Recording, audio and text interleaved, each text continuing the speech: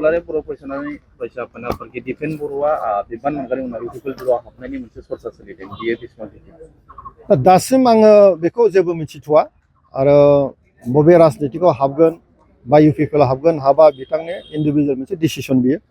आङो बिथांजों दा रायज्लायनोबो मोनाखै आरो बिथाङाथ' दासिम आं मिथिनायाव एबसुनिफ्राय ओंखाराखै। जेब्ला एबसुनिफ्राय ओंखारगोन हयथ' बिथाङा डिसिसन लागोन जेला जों बयबो मिथिगोन बबाव थाङो बबाव थाङा। दिनै जोङो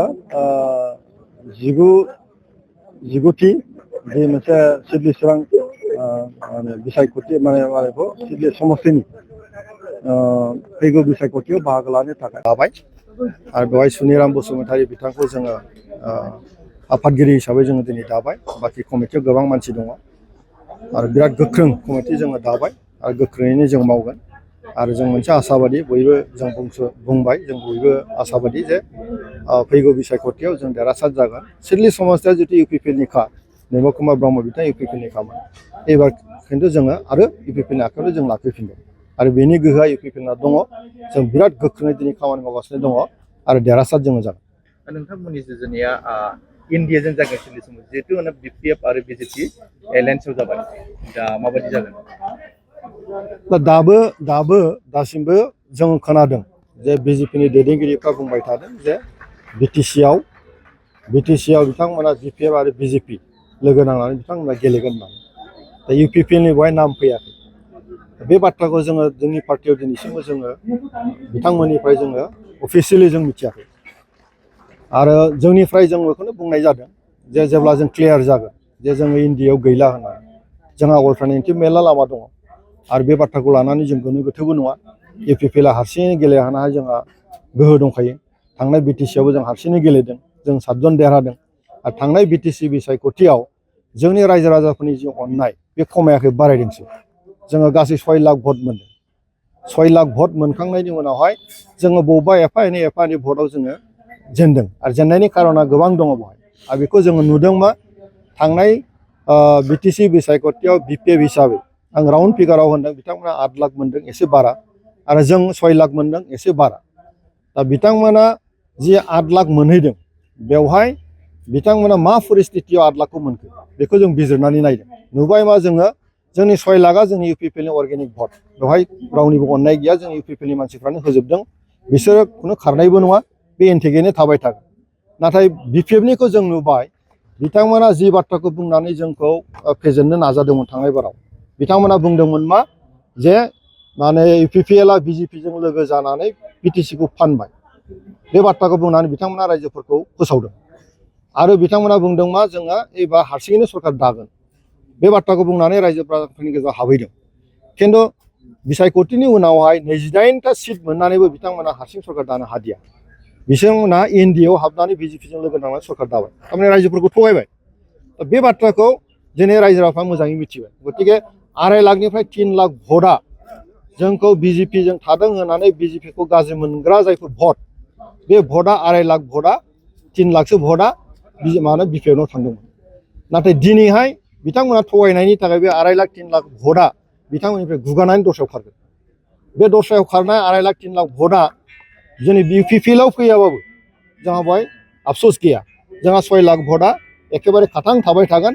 बिथांमोननि 3 लाख 2.5 लाख भटआ खारोब्लानो बिसोरो जालदाब गोग्लैगोन आरो बे परिस्थितिया एबार बिसायख'थियाव जानानै थांगासिनो दं। मेनलि काजलगांव बिटिसिनि काजलगांव समस्तिया कमप्लिटलि फैबाय आरो 35,000सो भटार्सफ्रा बङाइगाव पार्टनिफ्राय सिडली समस्तियाव फैबाय।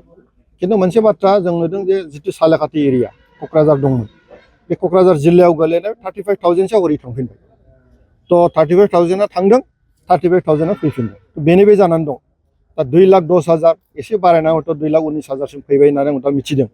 दा गतिके बेवहाय जेबो उसुबिदा जानाय नङा आरो जोङो दा नुदों जिखिनि जे परिस्थिति जों नुदों जे सिडली चिरां समस्तियाव आरो बिपिएफआ बे 5 मासाव जेरैबायदि मोनसे सासन खालामबाय, जे मोनसे गावजों गाव नांलायलायनाय, इन्टारनेट बन्द जालायनांनाय मोनसे थासारि फैबाय आरो जाथि गथ' मोनसे दाङाबाजि जाबाय। बे बाथ्राखौ रायजो राजाफ्रा दिनै बिसार खालामदों, बुजिबाय जे आसलते बिपिएफ सरकारनाव गोजोन खौसेथि गैया, सान्थि गैया, बिसोर असान्थिखौनो खालामबाय थायो, मोजांबो सासन खालामाखै। गतिके इउपिपिएलआ 5 बोसोराव जेरैबायदि देखायबाय अनलायनाय, गोजोन, सान्थिखौनो नांलाय खमलाय गैया, बे बाथ्राखौ रायजो राजाफ्रा दिनै बुजिदों। ओंखायनो एबार रायजो राजाफ्रा एमएलएनि गेजेरजों आरोबाव UPPL बे गोहोखौ जोंनो लाबोना होफैगोन होनना जोंहा मोनसे बिसास दं बा फोथायनाय दं।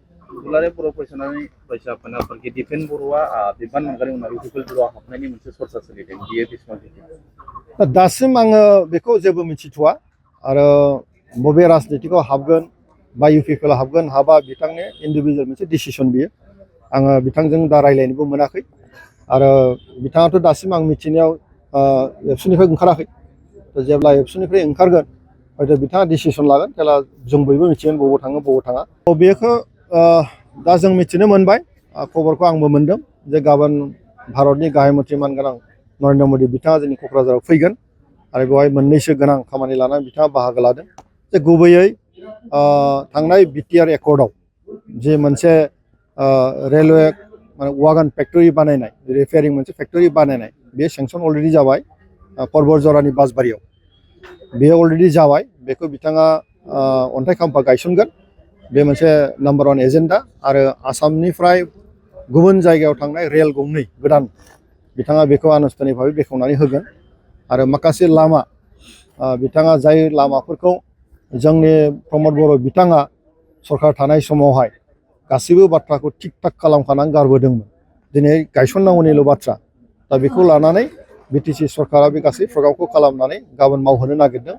दा गतिके आं बरायगोन मानगोनां प्रधान मन्त्रि बिथांखौ जे बिथाङा जोंनि बायदि जायगायाव फैदों आरो बिथांनि फैनायाथ' मोनसे आशीर्बादानो जागोन जे बिथाङा माखासे डेभेलपमेन्टेल मेटारखौ होगोन राजनितिया जेखि जाया मानो आं बेखौ माने बरायगोन बिथांखौ आरो बिथांनि फैनाया निस्सय BTR बासिनि थाखाय खुब मोजाङानो जागोन। जोङो जोंनि बिजाथिखौ माने स्क्रिनिं खालामनायनि जे हाबाफारि फ्राय अलमस्ट बे कमप्लिटआनो खालि जोङो टाइमिंखौ नायनानै जोङो हयथ' साननैसोनि गेजेराव डिसिसन लानानै मोनसे फिसा दंबावो जे क'र कमिटियाव बेखौ पास खालामनानै जों फोसावगोन। गतिके जोंनि स्क्रिनिं कमिटिया कमप्लिट जाबाय जास्ट फोसावनांगौनि बाथ्रा जों बेखौ साननैसोनि उनाव फोसावगोन।